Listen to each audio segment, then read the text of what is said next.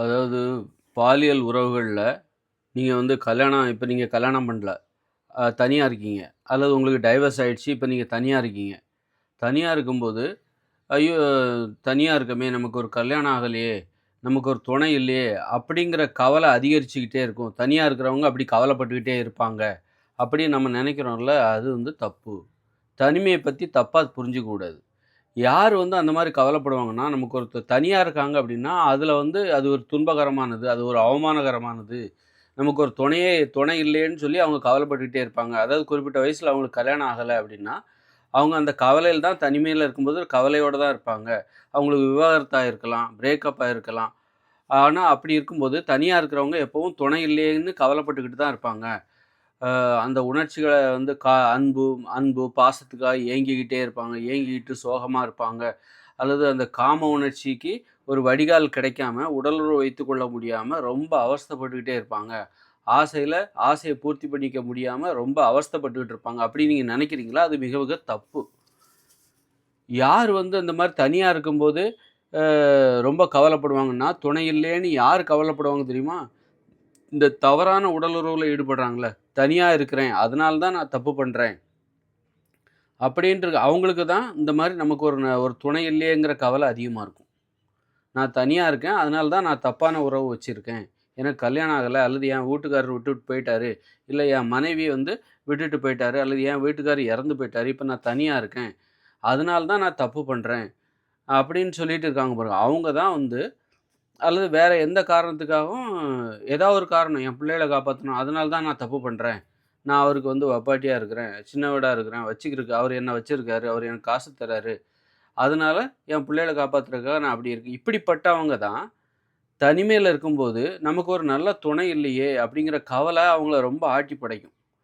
ரொம்ப கவலைப்படுவாங்க. ரொம்ப சோகத்துல இருப்பாங்க. அவங்க முகத்திலே தெரியும். அதே நீ தனிமையில ஒழுக்கமா இருந்து பாருங்க. ஒரு நேர்மையா இருந்து பாருங்க. தப்பான உறவுக்கு போகக்கூடாது. இந்த ஆபாச படம் பார்க்கக்கூடாது. ஆபாசமா பேசக்கூடாது.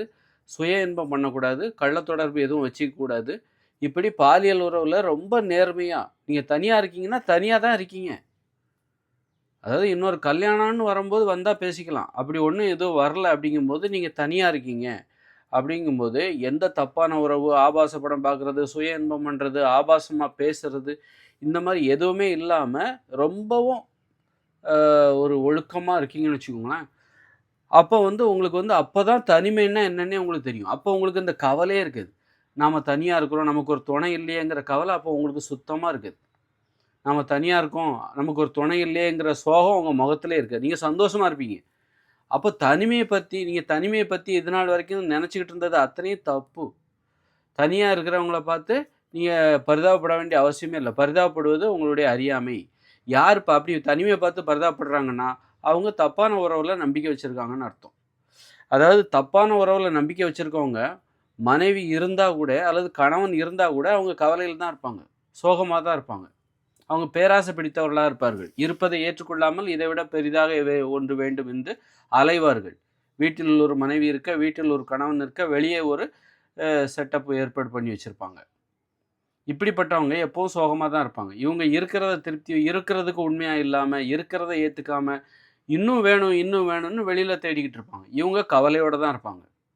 இவங்க இருப்பதை ஏற்றுக்கொள்ள மாட்டார்கள். இருப்பதை குறைவாக நினைப்பார்கள். அதுக்கு ஒரு குறையா நினைப்பாங்க.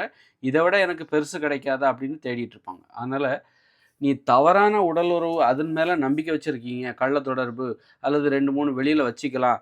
சுய இன்பம் பண்றீங்க, ஆபாச படம் பார்க்குறீங்கன்னா, ஆபாசமா பேசுறீங்க அப்படின்னு சொன்னா, உங்களுக்கு வந்து உங்களுக்கு மனைவி இருந்தாலும் கவலைப்படுவீங்க, இல்லனாலும் கவலைப்படுவீங்க.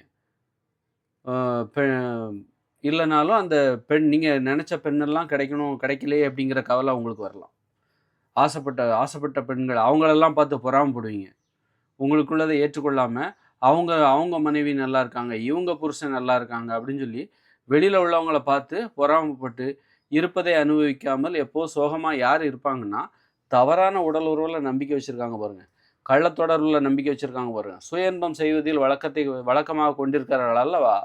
அது போன்றவர்கள் இருப்பதை எப்படி இருந்தாலும், அவங்க தனியா இருந்தாலும் கவலையோட தான் இருப்பாங்க. துணையோட இருந்தாலும், அவங்க கல்யாணம் ஆயிருந்தாலும் கவலையோட தான் இருப்பாங்க. அதனால நீங்கள் முதியவர்கள் இங்கே ஒருவேளை 70 வயசுக்கு அப்புறம் உங்களுக்கு மனைவி இல்லாமல் போகலாம், கணவன் இல்லாமல் போகலாம், எப்போ வேணாலும் உங்களுக்கு துணை இல்லாமல் போகலாம். எப்போவும் உங்களுடைய மனைவி உங்கள் கூடயே இருப்பாங்கன்னு சொல்ல முடியாது. எப்போவும் உங்கள் கணவன் உங்கள் கூடயே இருப்பாங்கன்னு சொல்ல முடியாது. தனிமை தான். தனிமை என்பது எப்போ வேணாலும் உங்களுக்கு வரலாம். அந்த தனிமை உங்களை பாதிக்காமல் இருக்க வேண்டும். அந்த தனிமையில் நீங்கள் தைரியமாக இருக்க வேண்டும் என்றால், அதற்கு வழி ஒழுக்கம்தான். நேர்மை தான். ஒழுக்கம், கட்டுப்பாடு. அதாவது உங்களுக்கு ஒரு துணை வந்து கல்யாணத்தின் மூலமா நீங்கள் தனியாக இருக்கீங்க. அப்போது ஒரு பொண்ணோட தொடர்பு உங்களுக்கு கிடைக்குதுன்னா, கல்யாணம் வேணால் ஓகேப்பா. கள்ள தொடர்புலாம் வேண்டாம். கல்யாணம் பண்ணிக்கிறதா இருந்தால் நீங்கள் ஒரு பெண்ணை வந்து ஏற்றுக்கலாம். இப்போ கள்ள தொடர்பு வச்சுக்கலாம். நான் தனியாக இருக்கேன், நீயும் தனியாக இருக்க, வா கள்ள தொடர்பு வச்சுக்கலாம். அப்படிங்கிற மாதிரியான இதுக்கு நீங்கள் வளைஞ்சு கொடுக்கவே கூடாது. கல்யாணத்துக்கு வேணால் ஓகே. சரியான உறவுக்கு மட்டுமே நீங்கள் எப்போதுமே சம்மதம் தெரிவிக்க வேண்டும். சமூகம் அனுமதித்திருக்கிற இந்த திருமண உறவுக்கு மட்டும்தான் சம்மதம் செய்யணும். கள்ள தொடர்புக்கு எப்போவும் சம்மதம் பண்ணாது. ஓகே சொல்ல. அப்படி நீங்கள் தனிமையில் நீங்கள் நேர்மையாக இருந்துட்டீங்கன்னா, உங்களுக்கு ஒரு துணை இல்லைனாலும் நீங்கள் தனியாக இருந்தாலும் தைரியமாக இருப்பீங்க, சந்தோஷமாக இருப்பீங்க, மகிழ்ச்சியாக இருப்பீங்க. அப்போ தனிமையை பற்றின தவறான புரிதல் உங்கள்கிட்ட இருக்காது. தனிமை என்பது பரிதாபத்திற்குரியதே கிடையாது. யார் பரிதாபத்திற்குரியவங்க தெரியுமா? இந்த மாதிரி தப்பான உறவு வச்சுருக்கவங்க, தப்பான உறவை தேடுறவங்க, அப்புறம் வந்து இந்த மாதிரியான ஆட்கள் தான். சுய இன்பம் பண்ணுறவங்க, ஆபாச படம் பார்க்குறவங்க. உதாரணத்துக்கு வந்து இப்போ வந்து ஒருத்தன் வந்து நீ ஏன்பா திருடுற அப்படின்னு ஒருத்தன்ட்டு கேட்டால், என்கிட்ட பணம் இல்லை, அவங்கெல்லாம் நிறைய சம்பாதிக்கிறாங்க, அவங்கள பார்க்கும்போது எனக்கு வயிற்றெரிச்சலாக இருக்குது, அதனால தான் திருடுறேன்னு ஒருத்தன் சொல்கிறான் பாருங்க. அவன் ஒரு நாள் நிம்மதியாக இருக்க மாட்டான். அவன் கவலையிலே இருப்பான், அவன் பயத்திலே இருப்பான், அவன் தாழ்வு மனப்பான்மையோடு இருப்பான், அவன் சோகத்தில் தான் இருப்பான். திருடுறவன். இன்னொருத்தன் கொஞ்சமாக சம்பாதிக்கிறான், நேர்மையாக இருக்கிறான்னு வச்சுக்கோங்க. அவன்கிட்ட கொஞ்சமாக தான் பணம் இருக்குது, ஆனால் நேர்மையாக இருக்கிறான். சில டைமில் அவனுக்கு பணமே இல்லை, சாப்பாட்டுக்கு காசே இல்லை, ஆனால் அவர் நேர்மையாக தான் இருக்கிறாரு. யார்கிட்டையும் போய் திருடணும்னு நினைக்கல, யாரையும் ஏமாற்றணும்னு நினைக்கல. அந்த மாதிரி ஆட்கள் தைரியமாக இருப்பாங்க. அவங்களுக்கு கவலையே இருக்காது. பணம் இல்லையேங்கிற கவலை அவங்களுக்கு இருக்காது. பணம் இல்லையேங்கிற கவலை, வறுமையில் இருந்தாலும் அவர்கள் கவலை இல்லாமல் சந்தோஷமாக இருப்பாங்க. ஏழ்மையில் இருந்தாலும் அவங்க கவலை இல்லாமல் சந்தோஷமாக இருப்பாங்க. ஆனால் அதே நேரத்தில் ஒரு நான் ஏழ்மையில் இருக்கேன், வறுமையில் இருக்கேன், அதனால நான் திருடுறேன்னு சொல்கிறாங்க பாருங்கள். அவங்க எவ்வளோ தான் திருடினாலும் அவங்க கவலையோடு தான் இருப்பாங்க. அவங்ககிட்ட ஒரு தாழ்வு மனப்பான்மை இருக்கும். அதுபோல் நிறைய பணம் வச்சுருப்பாங்க, அவங்களும் பணம் சம்பாதிக்கிறதுல நேர்மை இல்லாமல் இருக்காங்கன்னு வச்சுக்கோங்க. ஊழல் பண்ணுறாங்க, லஞ்சம் வாங்குறாங்க. லஞ்சம் வாங்கி அவங்ககிட்ட கோடிக்கணக்கான பணம் இருந்தாலும் அவங்க கவலையில் தான் இருப்பாங்க. அவங்க சந்தோஷமாலாம் இருக்க மாட்டாங்க. அவங்க பயந்துக்கிட்டே இருப்பாங்க. அவங்ககிட்ட ஒரு தாழ்வு மனப்பான்மை இருக்கும். அதனால் உங்கள்கிட்ட பணமே இல்லைங்கிறதுலாம் ஒரு பிரச்சனையே கிடையாது. நீங்கள் வந்து மகிழ்ச்சியாக இருக்கணும்னா உங்களுக்கு பணமே தேவையில்லை. நீங்கள் நேர்மையாக இருக்கணும். நிறைய பணம் இருக்குது, ஆனால் உங்கள்கிட்ட நேர்மை இல்லை. நீங்கள் ஊழல் பண்ணி லஞ்சம் பண்ணி நீங்கள் பணத்தை சம்பாதிக்கிறீங்கன்னா உங்கள்கிட்ட நிம்மதி இருக்குது. நீங்கள் எப்பவும் பயந்துக்கிட்டே இருப்பீங்க.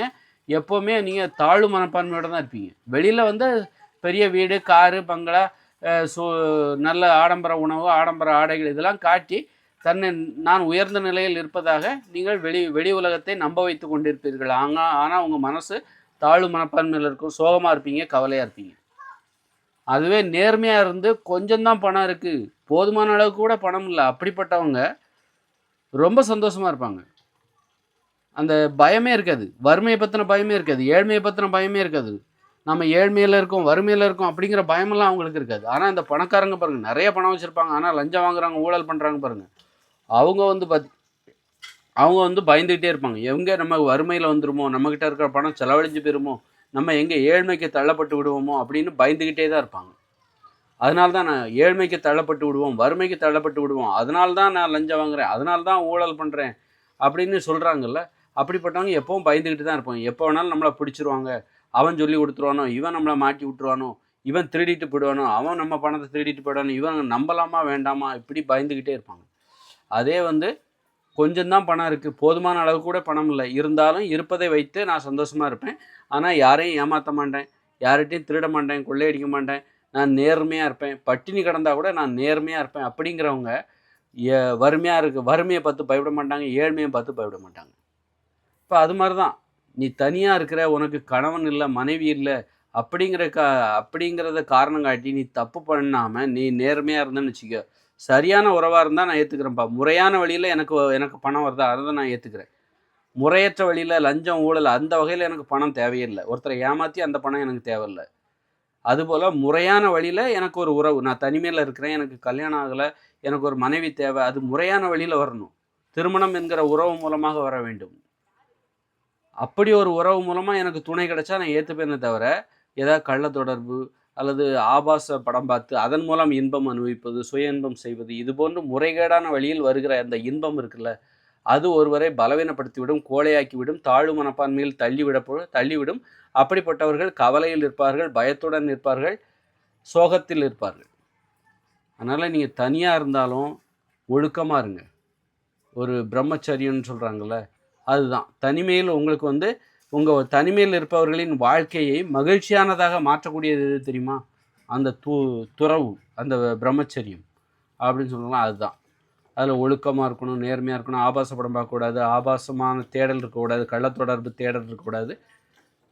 அப்படி ஒழுக்கமாக இருந்துட்டிங்கன்னா தனிமைங்கிறது இவ்வளோ இன்பமானதா? தனிமை ஒன்றும் சோகமானது கிடையாது, தனிமை ஒன்றும் பரிதாபத்திற்குரியது கிடையாது அப்படிங்கிறத நீங்கள் தெரிஞ்சுப்பீங்க. தனிமையில் உறுதியாக இருக்கணும், தனிமையில் பயணிக்கணும். அப்போ தான் நீங்கள் வலிமையாகிட்டே போயிட்டே இருப்பீங்க. அதே நேரத்தில் எப்போவாவது உங்களுக்கு ஒரு துணை முறையான வழிகளில் உங்களுக்கு கிடச்சிதுன்னா அப்போ ஏற்றுக்கோங்க.